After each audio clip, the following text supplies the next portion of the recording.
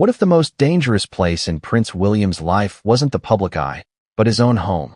Let that question sit for a second. Because palaces are supposed to protect people like him.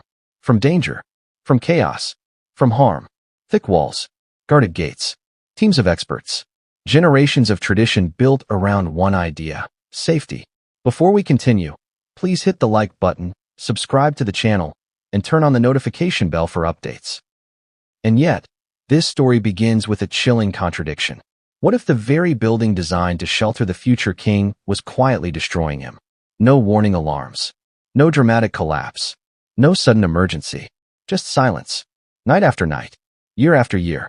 Imagine Kensington Palace at midnight. The tourists are gone. The gates are locked. The city noise fades into a distant hum. Inside, the lights dim. Corridors stretch long and quiet. Old walls breathe softly, expanding and contracting with the temperature.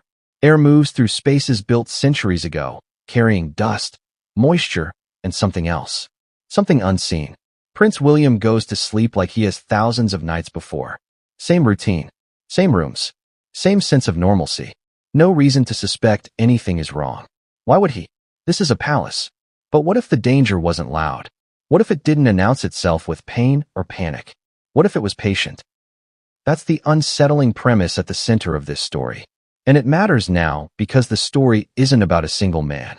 It's about what happens when power, tradition, and silence collide with something as basic and unstoppable as biology. Let me ask you something. How many times have you trusted a place simply because it looked safe? A home, an office, a school, a hospital. We associate danger with chaos, with visible cracks, with alarms and warnings. But history tells us something far more uncomfortable. Some of the worst threats don't look like threats at all. They look like routine. They look like comfort. They look like home. This story begins not with illness, but with renovation. Years earlier, Kensington Palace underwent extensive restoration. Necessary work, officials said. Aging infrastructure, modern upgrades, preservation of history. Layers of old material replaced, sealed, repainted, reinforced. On paper, it was progress. Behind the walls, it was something else entirely. Old buildings hide old secrets. Materials once considered safe. Practices once seen as normal. And when those materials are disturbed, when walls are opened and closed again, what was once dormant can wake up. But no one talks about that part during ribbon-cutting ceremonies. The public sees scaffolding, workers in helmets, press releases filled with reassuring language. What they don't see is what lingers in the air long after the workers leave. Here's the first unsettling contradiction. Kensington Palace wasn't neglected. It was maintained. Carefully. Professionally. Constantly. And yet, that maintenance may have been the very thing that triggered a chain of events no one could reverse. According to the fictional premise of this story, a quiet environmental assessment was conducted during renovations. Standard procedure. Routine paperwork. Pages of technical language that most people would never read past the first paragraph. But buried deep inside that report was a warning. Not a headline-grabbing warning. Not a red alert emergency. A measured one. The kind that uses words like elevated, potential, long-term exposure. The kind that doesn't panic anyone. The kind that gets filed away and forgotten. Now pause for a moment and ask yourself, how many disasters begin exactly like that? Not with screams, but with footnotes. Prince William, in this narrative, never sees the report. Why would he? That's not his role. Systems exist to protect him. Advisors, specialists, layers of decision-making designed to keep problems away from the person at the center. And most of the time, those systems work. Until they don't. Years pass. Life moves forward. William becomes busier, older, a father, a global figure juggling duty, family, and the weight of expectation that comes with being second in line to the throne. And all the while, he is sleeping in rooms affected by those renovations. Rooms that look pristine. Rooms that smell clean. Rooms that feel safe. Here's the terrifying part. There are no symptoms at first. No coughing fits. No sudden weakness. No visible signs that anything is wrong. The human body is resilient. It adapts. It compensates. It stays quiet even when something inside it isn't right. Especially when the threat comes slowly. Especially when it comes from the air you breathe. Let me ask you another question. If something was harming you a little bit every day, but not enough to hurt. How long would it take before you noticed? Months? Years? Or would you only notice when it was already too late? That's the emotional core of this story. Not tragedy as a single moment, but tragedy as accumulation. By the time the first subtle signs appear in this narrative, they're easy to dismiss. Fatigue, stress, a lingering discomfort that could be blamed on travel, pressure, responsibility. After all, who wouldn't be exhausted living that life? Doctors are consulted. Tests are run. Nothing obvious appears at first. Reassurance follows. Life continues. And this is where irony deepens. Prince William has access to some of the best medical care in the world. The kind most people can only dream of. Regular checkups, top specialists, immediate attention. And still, nothing is caught early. Because some illnesses don't announce themselves until they've already taken ground. This is not a story about negligence by doctors. It's a story about timing and exposure, and how the body can carry damage quietly, like a secret it doesn't want to reveal. As the years roll on, the renovations fade into memory. The reports gather dust. New crises dominate headlines. The world moves on. Inside the palace, life looks stable, normal, even happy at times. Public appearances continue. Smiles are practiced. Duties fulfilled. And that's what makes the eventual revelation so shocking. Because when the diagnosis finally comes in this fictional account, it doesn't arrive gently. It lands like a sentence, not a warning, a conclusion. Imagine being told that the illness didn't just begin. It has been there, spreading, growing, unnoticed. Imagine realizing that the place you trusted most, the place where you rested, where your children played nearby, where your guard was down, may have been the source. That kind of realization doesn't just change how you see your health. It changes how you see everything. Home, safety, trust, and perhaps most devastating of all, time. Because suddenly, time isn't an abstract concept anymore.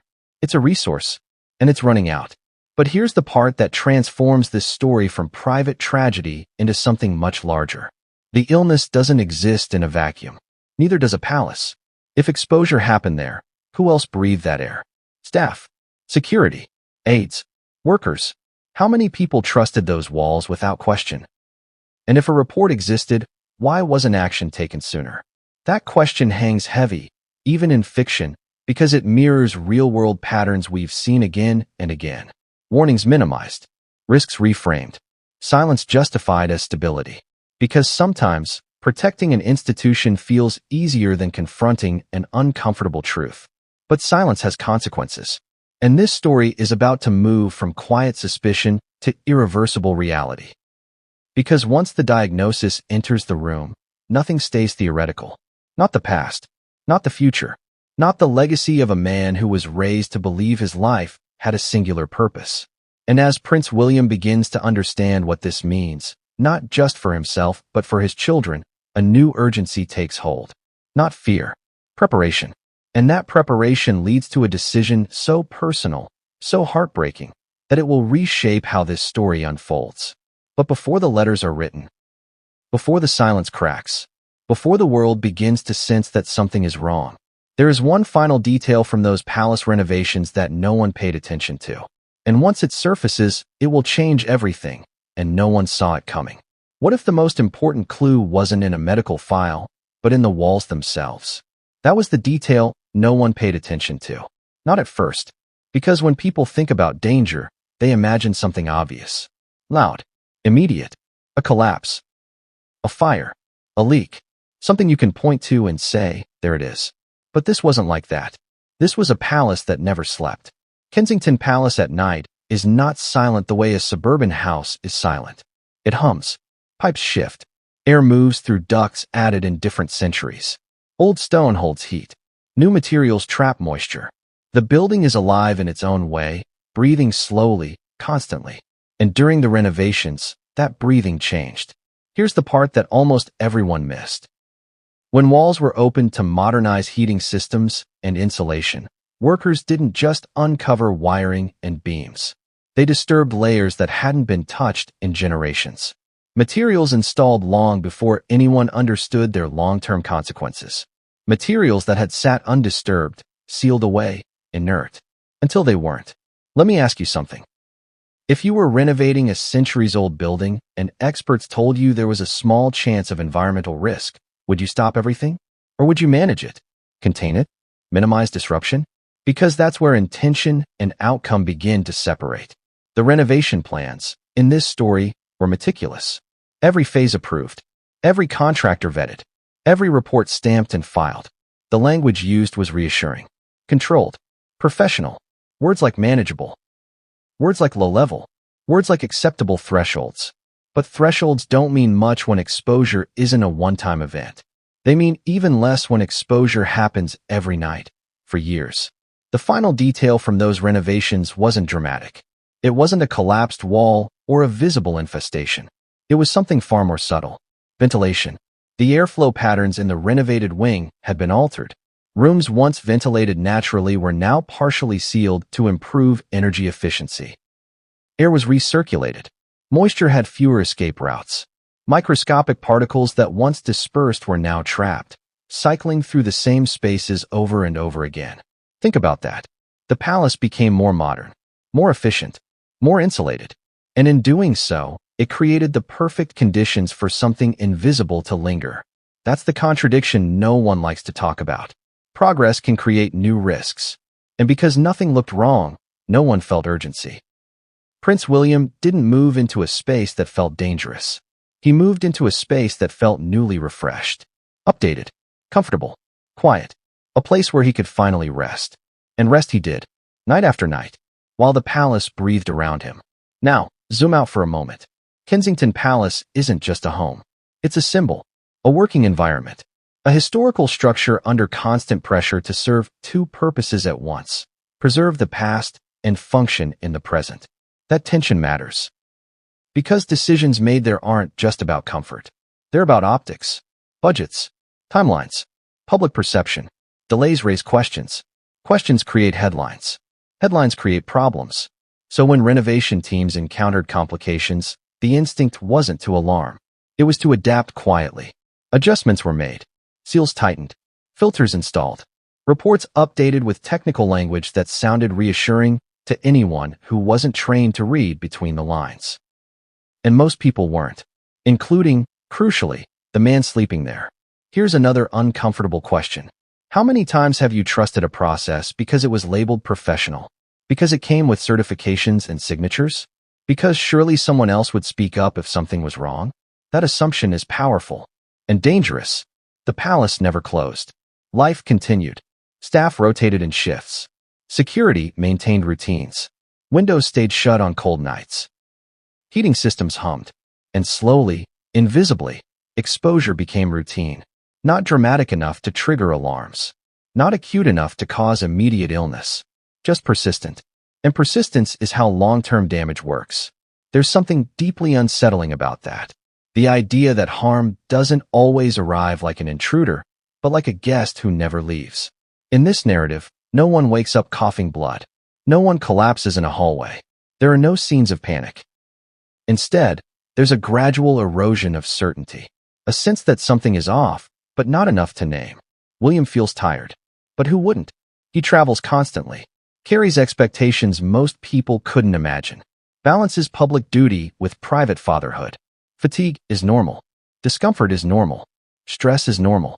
And that's exactly why the early signs blend in so well. The palace, meanwhile, keeps doing what it's always done.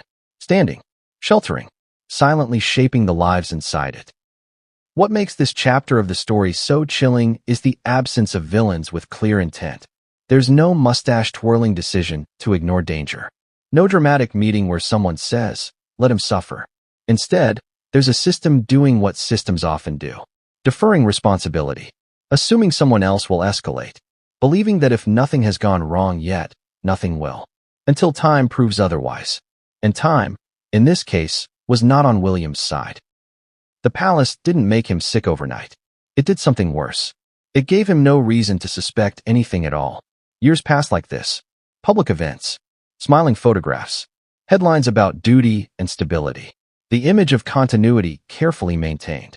And behind that image, the palace continues to circulate the same air through the same spaces. Let that sink in.